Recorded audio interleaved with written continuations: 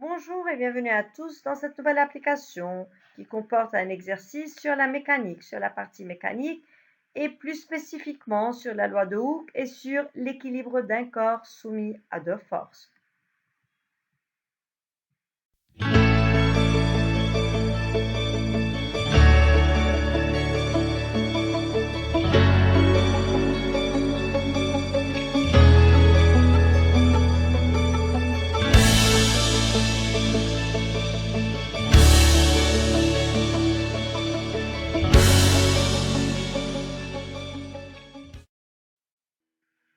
Cet exercice comprend une boule en fer de centre de gravité G et de masse 500 grammes. Cette boule-là est accrochée à l'extrémité libre d'un dynamomètre ayant comme constante de raideur K égale 100 Newton par mètre. Nous devons prendre la valeur de G dans la suite de l'exercice égale à 10 newtons par kilogramme. La boule est en équilibre sous l'action de deux forces. La première force est la force du poids de la boule, il faut nommer la deuxième force. Ensuite, nous devons donner la direction, le sens et la valeur du vecteur poids. Dans C, nous devons écrire à l'équilibre de la boule la relation entre les deux vecteurs force. D, nous devons déduire la direction, sens et valeur de l'autre force agissant sur la boule. Et dans E, nous devons calculer l'allongement du dynamomètre. Voilà, arrivons à la deuxième partie de cet exercice. Nous avons ici un aimant qui est placé sur la verticale passant par le centre de gravité de la boule de fer. Cet aimant attire alors la boule avec une force grand F. L'allongement du dynamomètre devient de 8 cm. Nous devons calculer dans ce cas-là la valeur de la tension du ressort, puis en comparant cette valeur à la valeur du vecteur poids, nous devons montrer que l'aimant est au-dessous de la boule. Voilà les deux parties de cette application-là. Lisez-les bien et concentrez-vous pour qu'on puisse les résoudre par la suite.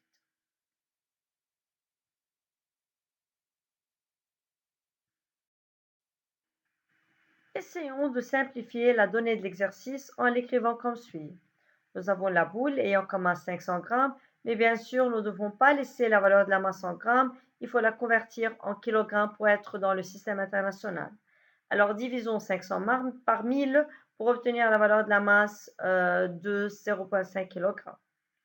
Pour le ressort, sa constante de raideur est de 100 Newton par mètre, pas besoin de convertir cette valeur puisque c'est déjà dans le système international. Et la valeur de G qui doit être prise dans la suite de l'exercice est de 10 newtons par kilogramme. Voilà comment on a pu simplifier l'écriture de la donnée de cet exercice. Première partie, la boule est en équilibre sous l'action de deux forces. La première force, c'est le poids de la boule. Nous devons nommer l'autre force. Puisque la boule est accrochée à un ressort, donc la deuxième force appliquée ou bien exercée sur la boule est en fait la tension du ressort. C'est assez simple pour la partie A, rien de plus. Pour B, nous devons donner la direction, le sens et calculer la valeur du vecteur poids. Pour la direction du vecteur poids, c'est toujours vertical. Pour le sens, c'est toujours descendant.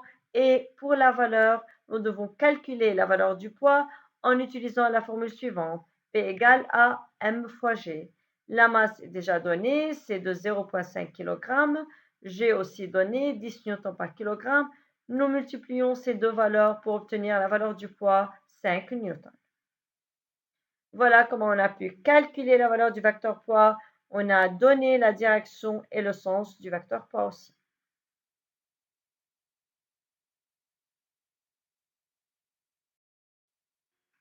Dans la partie C, nous devons écrire à l'équilibre de la boule la relation entre les deux vecteurs force.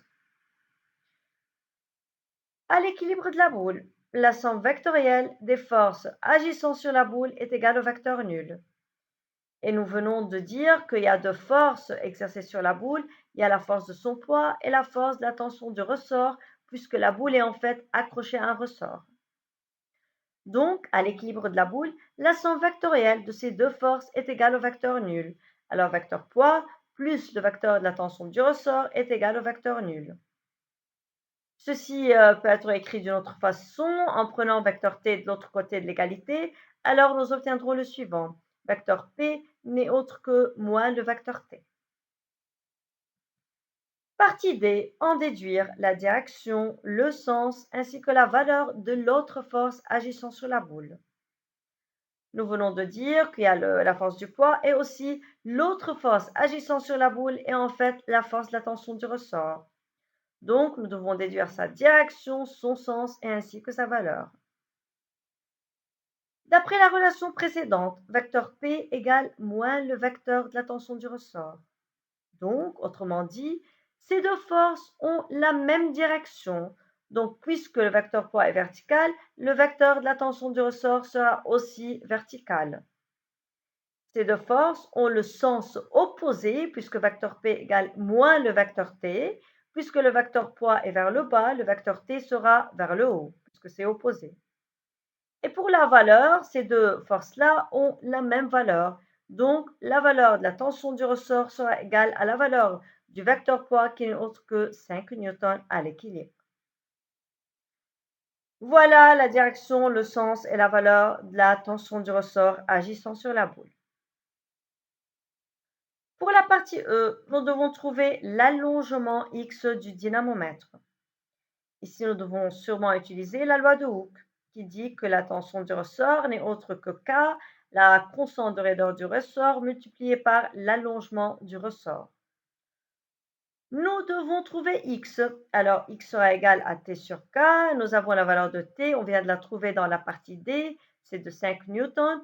Divisons cette valeur par la valeur de K, qui est 100 newtons par mètre, comme c'est déjà donné au début de l'exercice. La valeur X1 de l'allongement du dynamomètre sera égale à 0,05 mètres.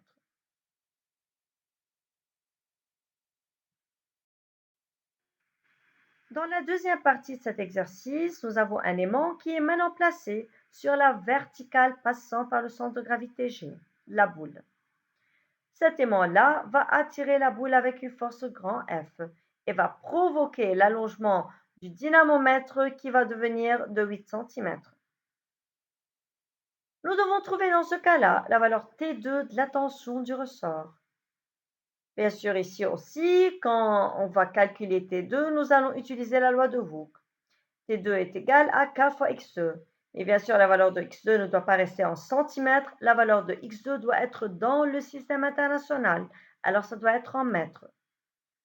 Multiplions donc la constante de raideur du ressort qui est égale à 100 newtons par mètre par X2 qui est égal à 0,08 mètres. Nous obtiendrons la valeur de T2, la valeur de la tension du ressort qui est égale à 8 newtons. En comparant maintenant la valeur de T2 et la valeur du poids, montrez que l'aimant est au-dessous de la boule. Nous venons de calculer la valeur de T2, c'est de 8 newtons. Et la valeur de P a été calculée précédemment, c'est de 5 newtons. La valeur de P, c'est toujours de 5 newtons, ça ne change pas, puisqu'on travaille toujours avec la même boule, alors c'est toujours la même masse qui est de 0,5 kg, et on a la même valeur de G qui est de 10 newtons par kilogramme. Ensuite, la valeur de P ne change jamais ici. Donc, T2 est supérieur à 5 newtons, est supérieur à la valeur du poids, et on sait d'avant que la valeur du poids n'est autre que la valeur de T1. La force T1, ce qui est la force de la tension du ressort ancienne, qui a été calculée dans la partie 1 de cet exercice-là. En comparant T2 qui a une valeur de 8 newtons à T1 qui a une valeur de 5 newtons, nous pouvons dire sûrement que T2 est supérieur à T1. Ceci signifie que le ressort est maintenant allongé davantage vers le bas. Et que pensez-vous? Pourquoi le ressort a été attiré plus qu'avant par le bas? Tout simplement parce que l'aimant est en fait placé au-dessous de la boule et ceci a provoqué l'allongement plus grand du ressort dans ce cas-là. Voilà, c'est tout pour les deux parties. Je posterai prochainement d'autres applications aussi. À bientôt.